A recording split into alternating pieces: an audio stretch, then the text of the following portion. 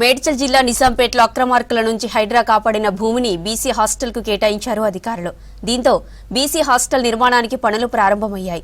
హైడ్రా కాపాడిన భూములను ప్రజా ప్రయోజనాలకు వినియోగిస్తామని ఇదివరకే హైడ్రా కమిషనర్ రంగనాథ్ చెప్పారు. దీంతో హైడ్రా రెవెన్యూ అధికారులకు ధన్యవాదాలు తెలిపారు స్థానిక ప్రజలు.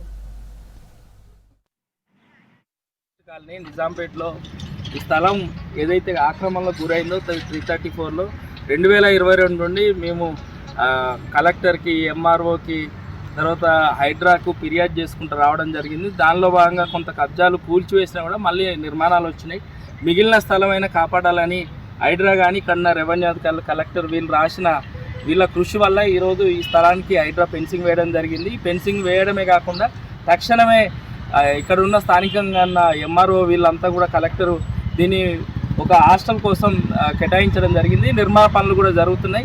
ఈ పక్కనే కూడా మళ్ళీ ఒక స్కూల్ హాస్టల్ కోసం నిర్మాణం కోసం దాన్ని కూడా అలాట్ చేయబోతున్నారు. ఈ విధంగా ప్రభుత్వ స్థలాలు రెవెన్యూ అధికారుల కృషి వల్ల, హైడ్రా ఫెన్సింగ్ వల్ల ఏదైతే స్థలాలు కాపాడబడినాయో వాటిని ప్రజా అవసరాలకు కేటాయించడం వల్ల మరొకసారి కబ్జాలకు గురి కాకుండా ఉంటాయి.